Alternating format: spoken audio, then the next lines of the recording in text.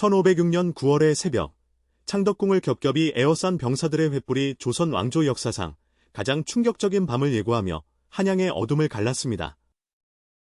쿠데타의 북소리가 울리는 그 밤, 조선 건국 이래 112년 만에 처음으로 살아있는 왕이 신하들의 손에 의해 폐위되는 순간이 찾아왔습니다. 폐위의 주인공은 바로 조선 제10대왕 연산군, 성종의 장남으로 왕위에 올랐으나 결국 조선 최초로 폐위된 비운의 군주였습니다. 그는 왜 조선 첫 번째 폐위된 왕이 되었으며 두 번의 사화는 조선의 역사와 살림 정치를 어떻게 뒤흔들었을까요? 오늘은 연산군의 삶과 두 번의 사화, 그리고 조선 사화 정치의 시작을 함께 깊이 살펴보겠습니다. 연산군은 1476년 성종과 후궁 윤씨 사이에서 태어난 성종의 첫 번째 아들이었습니다. 그의 어머니 윤씨는 성종의 총애를 한 몸에 받아 1476년 왕비로 책봉되었지만 그 총애는 오래가지 않았습니다. 1479년 윤씨는 성종의 얼굴을 손톱으로 긁어 상처를 냈다는 죄목으로 왕비 자리에서 쫓겨나 폐비로 강등되었습니다. 그러나 역사학자들은 이 사건의 이면에 인수대비를 비롯한 왕실 여성들의 정치적 견제가 깊이 작용했다고 분석합니다. 결국 윤씨는 1482년 연산군이 겨우 7살이었을 때 사약을 받고 세상을 떠났으며 이 비극이 훗날 역사 전체를 바꾸게 됩니다. 조선 왕실의 엄격한 규범에 따라 어린 연산군은 어머니의 죽음은 물론 어머니의 존재 자체를 모른 채 왕세자로 성장했습니다. 그는 성종의 계비, 정현왕후 아래서 왕세자 교육을 받으며 겉으로는 안정적인 궁중 생활을 이어 나갔습니다. 성종 시대의 기록에 따르면 연산군은 학문에 비교적 성실했고 즉위 초기에는 경연에도 꾸준히 나오는 모습을 보였습니다. 다만 그는 유독 사초와 역사 기록 열람을 극도로 꺼렸다고 전해지는데 이것이 단순한 기질인지 깊은 불안감인지는 오늘날도 학자들 사이의 논쟁으로 남아 있습니다. 1494년 성종이 승하하자 19세의 연산군은 조선의 제10대 왕으로 즉위하며 역사의 전면에 등장했습니다. 즉위 초반의 연산군은 오늘날 우리가 떠올리는 폭군과는 거리가 먼 모습을 보였습니다. 그는 경연에 빠지지 않았고 신하들의 의견을 경청하며 성종의 태평치세를 이어가려는 의지를 분명히 내비쳤습니다. 그러나 성종 시대에 크게 성장한 살인파, 언관들의 거침없는 비판과 간섭은 점차 연산군의 인내심을 갉아먹기 시작했습니다. 대간들은 왕의 사소한 행동에도 상소를 빗발치듯 올리며 왕권에 제동을 걸었고 연산군은 이를 왕권에 대한 정면 도전으로 받아들였습니다. 긴장이 서서히 쌓여가던 중 폭발의 도화선은 가장 예상치 못한 곳, 바로 역사 편찬의 현장에서 당겨지고 말았습니다. 1498년 조선 역사를 뒤흔든 최초의 사화, 모사화가 마침내 그 포문을 열었습니다. 사화의 발단은 성종실록 편찬 과정에서 비롯되었는데 그 중심에는 사관, 김일손이라는 인물이 있었습니다. 김일손은 자신의 스승 김종직이 쓴 조의제문을 실록의 원고인 사초에 수록하는 결정을 내렸습니다. 조의제문은 표면적으로는 중국 초나라의 군주 의제를 항우에게 살해당한 비운의 임금으로 추모하는 내용의 글입니다. 그러나 이 글의 진짜 메시지는 조카 단종을 폐위하고 왕위를 빼앗은 세조를 항우에 빗대어 강렬하게 비판하는 것이었습니다. 세조의 손자인 연산군에게 이 글은 왕실 정통성을 정면으로 부정하는 불온문서였으며 발각시 처벌은 불을 보듯 뻔했습니다. 문제를 처음 발견한 인물은 실록 편찬에 참여하던 리극돈이었는데 그에게는 개인적인 원한이라는 불순한 동기도 있었습니다. 이극돈은 자신의 비행이 사초에 기록되어 있다는 사실을 알고 삭제를 요구했으나 김일손이 단호히 거부하면서 두 사람 사이에 깊은 원한이 쌓였습니다. 이극돈은 서자 출신으로 사림의 오랜 멸시를 받아온 류자광과 손잡고 조의제문 문제를 연산군에게 직접 보고했습니다. 유자광은 이 기회를 놓치지 않고 사건을 극적으로 과장하여 연산군의 분노에 불을 지폈으며 살인파를 제거할 절호의 기회로 삼았습니다. 연산군의 진노는 순식간에 조정 전체를 집어삼켰고 관련자들은 모두 체포되어 혹독한 국문에 내몰렸습니다. 이미 세상을 떠난 김종직은 무덤에서 끌려나와 관을 쪼개고 목을 베는 부관참시, 나는 극형에 처해졌습니다.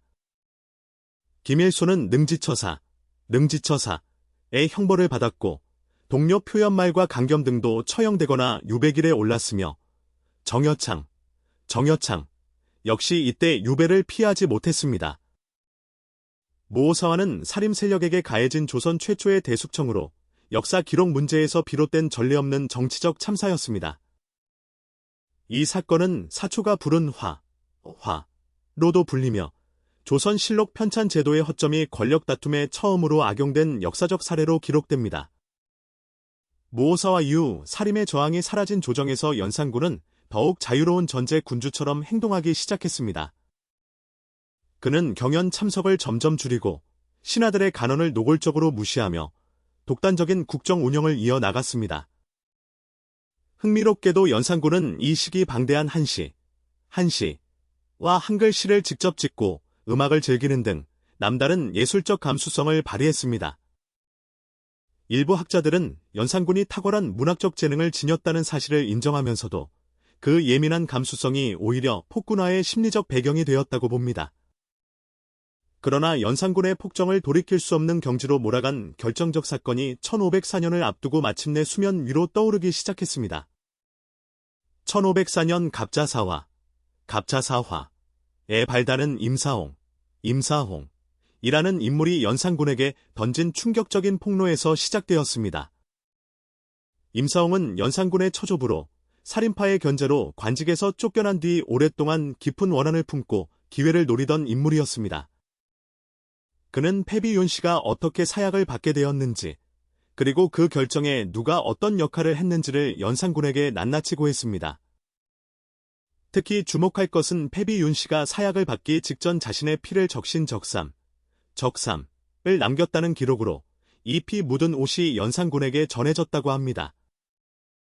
어머니가 마지막 숨을 거두며 피로 적신 그 옷을 손에 쥔 연산군의 분노는 어떤 이성으로도 가라앉힐 수 없는 불길로 타올랐습니다. 연산군은 어머니의 죽음에 관여한 자들을 한 명도 빠짐없이 응징하겠다는 결심을 굳혔고 피해 숙청이 마침내 시작되었습니다.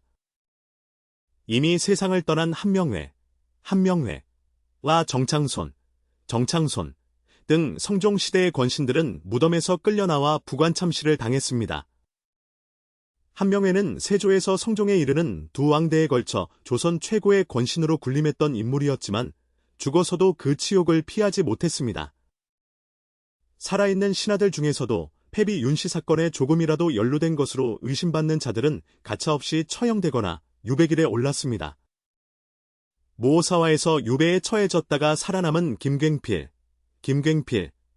이번 갑자사화에서 끝내 처형되었고 유배지에서 이미 세상을 떠난 정여창은 부관참시를 당하는 참극을 겪었습니다. 갑자사화로 화를 입은 사람의 수는 무려 200여 명에 달했으며 이는 훈구파와 살인파를 가리지 않은 조선 역사 최대의 대숙청이었습니다. 특히 갑자사화의 특징은 모호사화와 달리 왕의 개인적 복수심이 모든 정치적 논리를 완전히 압도했다는 점에서 더욱 심각한 사태였습니다. 이 두 번의 사화를 거치며 조선의 정치 지형은 근본적으로 바뀌었고 신하들의 언론과 비판의 공간은 사실상 소멸 상태에 이르렀습니다. 충언을 올리는 것은 스스로 죽음을 자초하는 것과 다름없는 시대가 되었고 대신들은 목숨을 부지하기 위해 왕의 눈치를 살피는 데만 급급했습니다. 이제 연산군 앞에는 그 누구도 아니오라고 말할 수 없는 왕국이 완성되었고 폭정의 문은 활짝 열렸습니다. 갑자사화 이후 연산군의 폭정은 조선 역사에서 유례를 찾기 어려운 수준으로 치달았습니다. 그는 조선 최고의 교육기관 성균관을 연회와 유흥의 공간으로 바꾸어 버렸고 유생들은 하루아침에 갈 곳을 잃었습니다. 연산군은 전국의 채홍사와 채청사를 파견해 미모의 여성들을 강제로 징발하여 궁중으로 불러들이는 폭거를 자행했습니다. 이렇게 강제 징발된 여성들을 흥청이라 불렀는데 오늘날 우리가 일상에서 즐겨 쓰는 흥청망청이라는 말이 바로 여기에서 유래했습니다. 전국에서 끌려온 흥청의 수는 수천 명에 달했다고 전해지며 이들을 부양하기 위한 재원의 낭비는 국가 재정을 심각하게 압박했습니다. 연산군은 원각사를 폐쇄하고 그 공간을 유흥장소로 전용하는 등 불교 기관과도 정면으로 충돌했습니다. 또한 한양 주변의 민가를 강제로 철거하여 왕실 사냥터를 넓히는 금표 정책으로 수천 가구의 주민들이 삶의 터전을 잃었습니다. 연산군은 자신에 대한 비판 내용이 한글로 쓰여 민간에 퍼지는 것을 두려워하여 언문 사용을 전면 금지하는 극단적인 조치를 내리기도 했습니다. 이 언문 금지령은 세종대왕이 창제한 한글이 왕의 탄압 대상이 된 조선 역사의 가장 아이러니한 순간으로 기록됩니다. 연산군이 총애한 후궁 장록수는 원래 노비 출신이었으나 뛰어난 가무 실력으로 왕의 눈에 들어 조정을 좌우하는 막강한 권세를 얻었습니다. 장록수는 왕의 총애를 등에 업고 신하들을 협박하고 재물을 갈취하는 등 폐단을 일으키며 이미 무너진 조정 기강을 더욱 흔들었습니다. 1506년 가을, 더 이상 폭정을 견딜 수 없게 된 훈구 대신들이 극비리에 모여 반정을 도모하기 시작했습니다. 반정의 세 축은 박원종, 성희안, 류순정이었으며 이들 각자는 연산군에 대한 서로 다른 원한과 동기를 품고 있었습니다. 특히 박원종은 연산군이 자신의 누이를 모욕하고 핍박했다는 개인적 원한까지 더해져 반정 주도에 가장 적극적인 인물로 나섰습니다. 반정 세력은 성종의 둘째 아들이자 연산군의 이복동생인 진성대군을 세왕으로 추대하기로 은밀히 합의했습니다. 1506년 9월 1일, 음력, 밤, 반정군은 일사불란하게 창덕궁을 향해 진군했고 연산군을 지키던 측근들은 속수무책으로 무너졌습니다. 반정군이 궁을 장악하는 데 걸린 시간이 놀랍도록 짧았던 것은 이미 궁 내부의 군서들과 환관들 다수가 반정편으로 돌아서 있었기 때문이었습니다. 연산군을 그토록 열렬히 섬기던 흥청들은 뿔뿔이 흩어졌고 왕의 최측근으로 권세를 누리던 장록수는 반정 직후 즉각 처형되었습니다. 진성대군이 왕위에 올라 중종이 되었으며 이로써 조선 건국 112년 만에 처음으로 신하들에 의한 왕위 교체가 이루어졌습니다. 반정이라는 단어는 잘못된 것을 바로잡는다는 뜻으로 이 전례는 이후 조선에서 왕권 견제의 명분으로 반복적으로 인용되는 역사적 선례가 되었습니다.